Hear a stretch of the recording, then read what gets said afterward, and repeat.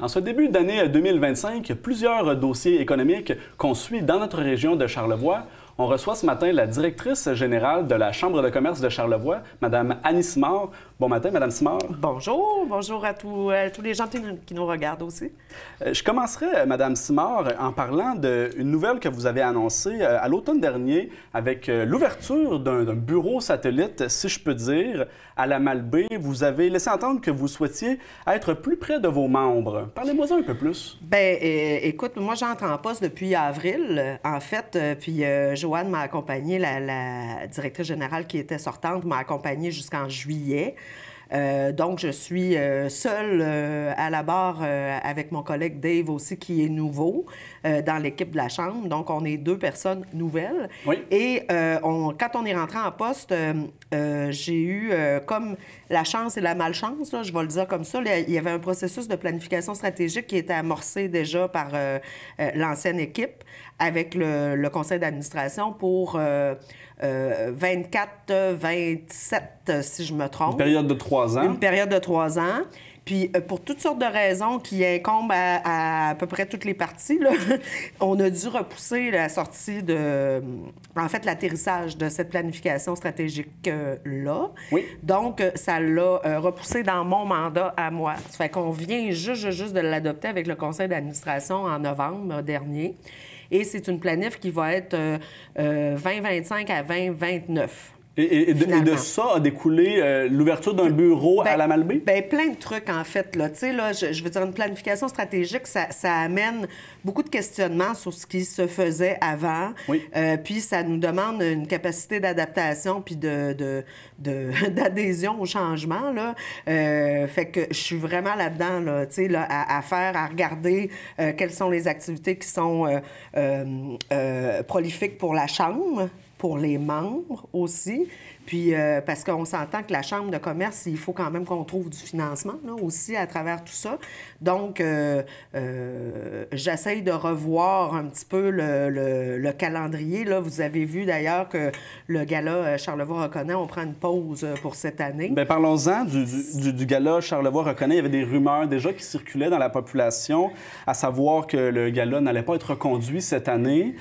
C'était quoi les raisons derrière ça? Et est-ce que ces rumeurs-là s'avèrent vraies? Bien, en fait, oui, ça s'avère vrai. Là. Je peux vous confirmer ici à TVCO que c'est effectivement le cas.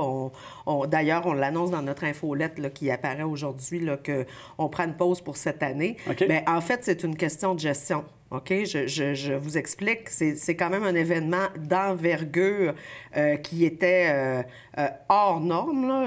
Plusieurs dizaines de milliers de dollars. Là. Plusieurs dizaines de milliers de dollars à trouver et plusieurs dizaines de milliers de dollars aussi à dépenser. Okay. Fait que je vais le nommer comme ça, là, mais il n'en restait pas tant pour tout l'effort de 4 personnes à temps plein pendant 6 mois qui étaient déployées par l'équipe de la Chambre là, qui était en place. Fait que c'est une décision vraiment de gestion du conseil d'administration et de l'équipe qui fait qu'on va mettre nos énergies pour cette fois-ci, pour la première année de mon mandat, là, on va mettre l'énergie à restructurer les choses puis à trouver des moyens de nos ambitions. Est-ce qu'on en est déjà à avoir ciblé des améliorations potentielles? Qu'est-ce qui était critiqué et qu'est-ce qu'on pourrait améliorer? Bien, tu as parlé de l'ouverture du bureau à la Malbaie, entre autres, dans le territoire de Charlevoix-Est. Ça fait partie des priorités aussi, c'est de développer le membership, les avantages aux membres aussi, oui. Puis des avantages tangibles. Moi, ce que j'aimerais, c'est que d'être membre de la Chambre de commerce, pour une entreprise, ça rapporte des bénéfices. Pas juste en argent, là, mais soit en formation, en capacité de gérer mieux ton entreprise, en contact avec des entreprises de la région et en dehors de la région pour faire des affaires. Mais je reviens sur le gala Charlevoix. Est-ce qu'il y avait des critiques qui avaient été soulevées par rapport à l'organisation, au coût pour la participation? Bien, écoute, moi, j'étais pas là. OK. Fait que je peux pas te dire... je peux juste te dire ce que moi, j'ai senti en participant au gala, mais en même temps, c'est pas une question de perception, là. Je veux dire, mais je sais que dans la consultation qu'ils ont fait pour arriver à la planification stratégique, plusieurs personnes nous avaient nommé que c'était énergivore, premièrement, pour l'équipe, que ça ne rapportait pas tant de sous que ça à la Chambre pour les efforts déployés, puis que c'était devenu très, très, très gros. Peut-être qu'il y avait de l'écrémage un petit peu à faire, là. Tu sais, long aussi dans le temps, beaucoup de prix. J'ai entendu aussi que c'était toujours les mêmes qui gagnaient, que remplir sa candidature, c'était quand même relativement lourd aussi, là. Ça fait que, tu sais, c'était à revamper. Donc, possiblement, on reviendra en 2026 avec une édition renouvelée, repensée. Écoute, on verra. Moi, j'ai pas de boule de cristal là, pour l'instant. Là, je suis, tu sais, tout est sur la table. Là. Je dois te dire que je suis plus dans une période de restructuration que de création de nouveaux trucs. Autre sujet à aborder ce matin, la Chouenne. Oui. Le système qui favorise l'achat local dans Charlevoix avec la monnaie qui se nomme la Chouenne. Je vais faire une petite mise en contexte. Cet argent-là est né en novembre 2021 et lors de sa première année d'utilisation, 445 000 chouennes avaient circulé dans la région. Après 2 ans, donc entre novembre 2021 et entre novembre 2023, on évaluait à environ 750 000 chouennes qui avaient circulé dans les 2 MRC de Charlevoix, qui sont de chiffres acceptables. On pourrait même les dire des chiffres favorables. Là. Oui, puis on a même gagné des prix avec ça. C'était une belle réussite. J'ai eu l'impression, personnellement, peut-être que c'est uniquement basé sur mon expérience personnelle, mais qu'on en a moins entendu parler dans l'espace public en 2024. Qu'est-ce qui advient de la Chouenne en ce début d'année 2025? Bien, je te ramène à ce que je t'ai dit tout à l'heure. C'est sûr que la planification stratégique amène des changements. L'achat local est toujours à l'avant-plan pour la Chambre de commerce, puis ça rentre vraiment dans notre...